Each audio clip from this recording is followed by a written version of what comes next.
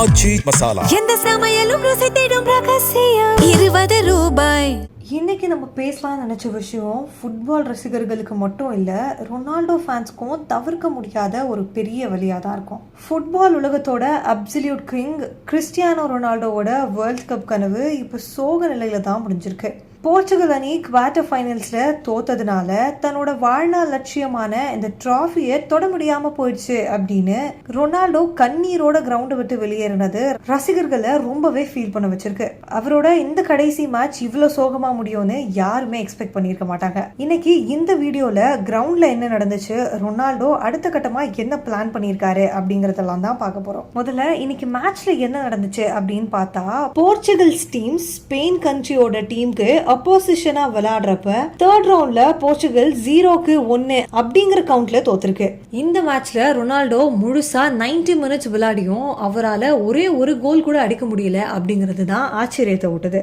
அவரால் ஒரு கோல் கூட அடிக்க முடியாம போனதுக்கு காரணம் ஸ்பெயின் கண்ட்ரியோட டீம் அவ்வளோ ஸ்ட்ராங்கா டிஃபென்ஸ் பண்ணாங்களா, இல்ல போர்ச்சுகல்ஸ் டீம்ஸ் எதையோ மிஸ் பண்ணிருக்காங்க அப்படின்னு சொல்றதான்னு தெரியல. மேட்ச் முடிஞ்சதுக்கு அப்புறம் தோல்வியை தாங்க முடியாம தன்னோட ஃபேன்ஸ்களுக்கு கையசைச்சபடியே ரொனால்டோ கண்ணீரோட கிரவுண்ட் விட்டு வந்தது பார்க்குறவங்க மத்தியில் அவ்வளவு வலியை கொடுத்துருக்கான். தன்னோட கடைசி மேட்ச்ல அந்த 90 நிமிஷங்கள் தன்னால் ஒரு கோல் கூட போட முடியல அப்படின்னு மனுஷன் எவ்வளோ பாடுபட்டுருப்பாருன்னு நம்மளால நினைச்சு கூட பார்க்க முடியல. ஒரு தடவையும் அவர்கிட்ட பால் கூட பாஸ் பண்ண விடாம ஸ்பெயின் கண்ட்ரியோட அப்போசிஷன் டீம் அவ்வளோ சூப்பராக டிஃபென்ஸ் பண்ணி விளையாடிருக்காங்க. என்னதான் ஸ்பெயின் கண்ட்ரி டீம் இந்த மேட்சை இவ்வளோ சூப்பராக விளையாடிருக்காங்க அப்படின்னு சொல்றதை விட ரொனால்டோவோட கடைசி மேட்சை இந்த மனுஷன் ஜெயிச்சிருக்கணும் அப்படின்னு மக்கள் ஆசைப்படுறது தான் ஜாஸ்தியா இருக்கு. இவரோட அந்த தோல்வி அவருக்கு மட்டும் இல்லாம ஏன் மக்களோட மனசுலயும் அவரோட ஃபேன்ஸோட மனசுலயும் இவ்வளோ வலியை கொடுக்குது அப்படின்னா, இந்த மனுஷன் கிரியேட் பண்ணி வச்ச இவரோட கரியர் ரெக்கார்ட்ஸ் அப்படி 2006 ஆரம்பிச்சு 2026 வரைக்கும் மொத்தமாக 6 வேர்ல்ட் கப்ஸ் விளையாடி இருக்காரு. இந்த 6 வேர்ல்ட் கப்ஸ்லயும் வெவ்வேறு டீமுக்கு பல கோல்ஸ் அடிச்சு கொடுத்த ஒரே ஒரு வீரரா இவர் மட்டும் தான் இருக்காரு.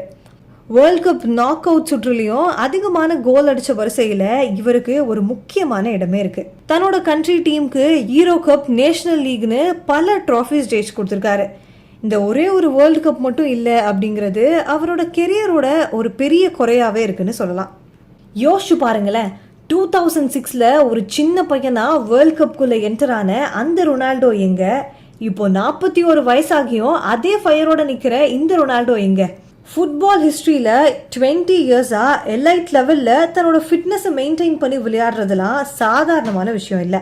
இந்த சிங்கிள் ட்ராஃபி அவருக்கு கிடைக்கலனாலும் இந்த உலகத்துக்கு அவர் சொல்லி கொடுத்துட்டு போன நெவர் கிவ் அப் மென்டாலிட்டி ரொம்ப பெரிய விஷயம் தாங்க. அவரோட வாழ்க்கையில எத்தனையோ பிரேக்ஸ், கெரியர் டவுன்ஸ், மீடியா ட்ரோல்ஸ்னு பார்த்துருக்காரு. ஆனா அது எல்லாத்தையும் தாண்டி கிரவுண்ட்குள்ள வந்து அவர் காட்டுற அந்த டெடிகேஷன் தான் அவரை மிகப்பெரிய உச்சத்துக்கு கொண்டு போயிருக்கு. இந்த மேட்ச் முடிஞ்சதுக்கு அப்புறம் ரொனால்டோ ரொம்ப உருக்கமா பேசியிருந்தாரு. இந்த வேர்ல்ட் கப்பை தொடக்கூட முடியல அப்படிங்கிற வலியும் வேதனையும் ரொம்ப ஆழமா இருக்குன்னு சொல்லியிருக்காரு. போர்ச்சுகல்ஸ் அணிக்காக என்னுடைய முழு உழைப்பையும் ஆதரவையும் எப்பவுமே வழங்கியிருக்கேன் அப்படின்னு பெருமையா சொல்லியிருக்காரு. அதே மாதிரி இப்போ தன்னோட குடும்பத்தோட கொஞ்ச நாள் டைம் ஸ்பெண்ட் பண்ணலாம் அப்படின்னும் அதுக்கப்புறம் என்ன பண்ணலாம் அப்படிங்கிற முடிவு எடுப்பனும் கிளியரா சொல்லியிருக்காரு. இதுக்கு நடுவில் அந்த டீமோட கேப்டன் ரோபர்ட்டோவும் இவரை பத்தி ரொம்ப புகழ்ந்து பேசியிருக்காரு. ரொனால்டோ எப்போவுமே தன்னுடைய டீமுக்கு ஒரு மிக முக்கியமான பங்களிச்சிருக்காருனும் அவரோட அன்பும் ஆதரவும் எப்போவுமே தங்களோட டீமுக்கு தேவைன்னு சொல்லியிருக்காரு. அதே மாதிரி ஃபுட்பால் ஹிஸ்ட்ரியில் ரொனால்டோ கிரியேட் பண்ணியிருக்க ஹிஸ்ட்ரிஸை கலைக்க இன்னும் ஒருத்தர் பிறந்து தான் வரணும் அப்படின்னும் ரொம்ப சப்போர்ட்டிவாக பேசியிருக்காரு. முடிவாக பார்க்க போனால் இதுலேருந்து நமக்கு என்ன தெரிய வருது அப்படின்னா, வாழ்க்கையிலையும் சரி விளையாட்டுலையும் சரி வெற்றியும் தோல்வியும் சகஜமானது தான். தோல்வி வந்துருச்சே அப்படின்னு சோர்வடைஞ்சு உட்காராம அடுத்து என்ன பண்ணலாம் அப்படின்ற முடிவு எடுத்துட்டு முன்னாடி நோக்கி போறது தான் வாழ்க்கைக்கு ஒரு முக்கியமான திருப்பத்தை தேடி கொடுக்கும் அப்படின்னு தெரிய வருது. ஆனா ரொனால்டோ மாதிரி இருக்க ஒரு பெரிய லெஜண்ட்ஸ் கிரவுண்டை விட்டு அழுதுகிட்டே வெளியில போறது பார்க்குறவங்க எல்லார் மனசுலையும் பெரிய கஷ்டத்தை கொடுத்துருக்கு. இது ஃபுட்பால் சரித்திரத்தோட ஒரு மிகப்பெரிய கருப்பான சோக வரலாறாக இருக்கும்னு தான் சொல்ல முடியும். அப்படி இருக்க போயும் அவரோட சாதனைகளையும் ரெக்கார்ட்ஸ்களையும் அழிக்க முடியாது அப்படிங்கிறதையும், இந்த வேர்ல்ட் கப் கனவு கலைஞ்சாலும் CR7 அப்படிங்கிற பிராண்ட் எப்பவுமே ரசிகர்கள் மத்தியில் வாழ்ந்துகிட்டே தான் இருக்கும் அப்படிங்கிறதும் தெரிய வருது. இந்த மேட்ச்ல அவர் தோத்திருந்தாலும் தன்னோட கடைசி மேட்ச் இதுதான் அப்படிங்கிறதையும் தெளிவா தெரிவிச்சிருக்காரு ரொனால்டோ. இதை பத்தி நீங்க என்ன நினைக்கிறீங்க அப்படிங்கறத கமெண்ட் செக்ஷன்ல சொல்லிட்டு போங்க.